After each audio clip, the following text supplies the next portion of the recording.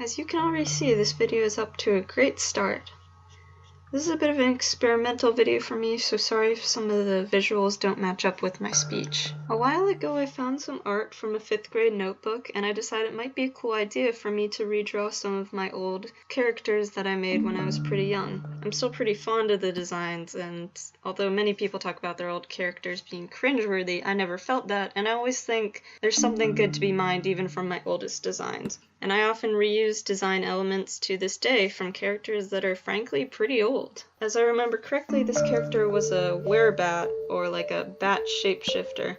I don't exactly remember what her ethnicity was, but I faintly remember her being black or Latin. You might want to comment that the original drawing doesn't have curly hair, which a lot of African American girls have, but back then I was not the most zealous in experimenting with drawing people. It took until I started drawing Esta and Pyrrhus a lot to start drawing curly hair more, since both those characters have that in their design. I'm being kind of limited on references on this drawing, but I decided to look up some North American bat designs for inspiration. So now I guess I'm just gonna try and review what I remember about the character. I made her in about 5th grade, and her name was probably Luna, but I've decided to rename her Celina because, like, back then all my characters were named Luna, Anna, or Julie, or maybe Lily. I was not the most creative.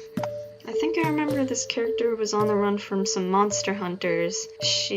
When she went to America, she befriended a vampire, and I thought it was a kind of funny contrast between like this bat creature lady and like a literal vampire, because back then my idea of vampires was very influenced by Twilight vampires, which I always hated how they didn't have the ability to turn into bats in the books, because like that's the best part of vampires. I remember that her vampire guy was also really like stuck up, and she was really like energetic, and so hijinks ensued as they were avoiding monster hunters, and I think somewhere along the line they fell in love, because even as like a 11-year-old I was a hopeless romantic at heart. I was too lazy to draw the vampire boy, but I kind of decided to add his shadow in the end to imply that he still exists and he's still important to our story if I ever decide to write it again, which I probably won't. So now I'm on to the part of the video I call the painting, which I've also described in my FireAlpaca tutorial videos. It's definitely the most tedious part of the drawing process, but it's also the most fun because, frankly, it transforms what is a crappy sketch into a pretty decent drawing, at least in my opinion.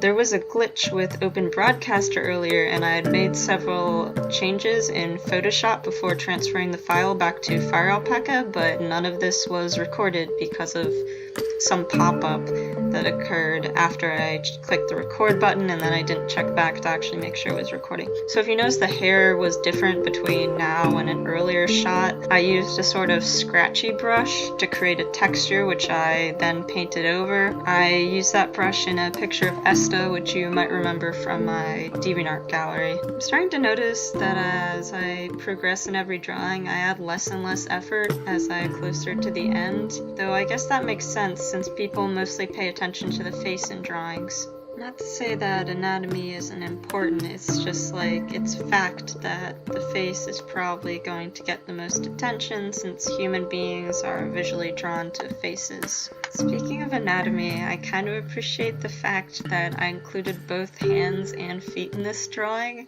where in the 5th grade one I didn't put either, and I'm pretty sure the reason is because I didn't feel confident drawing either. I remember that in 5th grade I used to draw hands kind of like little claws, like I would draw the thumb and then all the fingers as a separate shape. I remember in 6th grade when I was making my first videos, someone actually commented like, "Oh, how you draw hands is so nice." And like I kind of sat back in my little 6th grader mind. It was like, are you sure? The truth is, hands were such a hurdle for me, but once you go down and you start practicing them more, they're actually pretty easy, and they're one of my favorite things to draw, although I was admittedly a little lazy in this drawing. Anyways, I hope you guys enjoyed this video. Sometimes it's hard for me to say what I want or go into detail because even when talking to a microphone I can be kind of shy. But I was thinking that maybe in the future I can make more like this because I did have a lot of characters as a little kid. Alright, goodbye!